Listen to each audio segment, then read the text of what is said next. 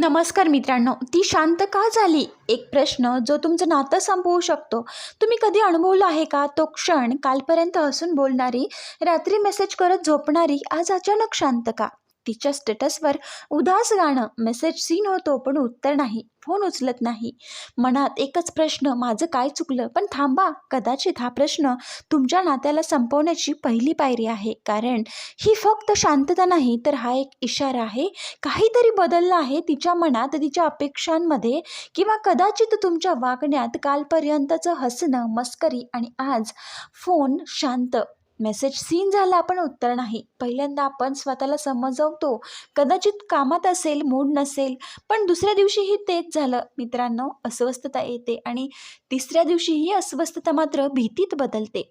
मित्रांनो, त्यावेळी पुरुषांनी या गोष्टी नक्की करायला हव्यात, जेव्हा ती अचानक तुमच्याशी बोलणं बंद करते. मित्रांनो बघा, हे तिचं शांत होणं म्हणजे एक तुमच्यासाठी शेवट नाही, तर तो एक संकेत आहे, तो एक इशारा आहे. तो योग्य वेळी समजला तर नातं वाचू शकतं, पण चुकीचा घेतला तर ते आणखी दूर जाऊ शकतं. मित्रांनो, तुम्ही त्यामुळे हे गुपित जाणून घ्या. तुम्ही थोडे मागे हटा. आपलं मन घाबरून म्हणतं, आता जास्त बोलायला हवं, जास्त विचारायला हवं, पण खरं तर हे मन भीतीमधून बोलतं. भीती कशाची? तर ती सोडून जाईल, दुसऱ्याशी बोलेल, माझ्याबद्दल गैरसमज करून घेईल.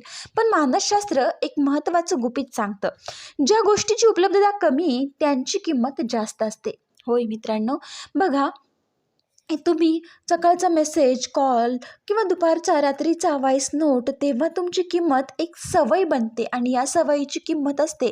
पण त्यात उत्साह नसतो. उत्साह संपला, उत्सुकता संपते आणि उत्सुकता संपली की नात्यात चुंबकीय शक्ती मात्र कमी होते. मागे हटणे म्हणजे गायब होणे नाही, याचा अर्थ आहे जाणीवपूर्वक जागा देणे. मित्रांनो बघा, मानसशास्त्र सांगतं, जेव्हा माणूस स्वतःच्या चांगल्या गोष्टींमध्ये गुंतवून घेतो ना स्वतःला, तेव्हा त्याच्या व्यक्तिमत्वातून एक वेगळी सकारात्मक ऊर्जा बाहेर पडते आणि ही ऊर्जा लोकांना चुंबकीसारखी आकर्षित करते.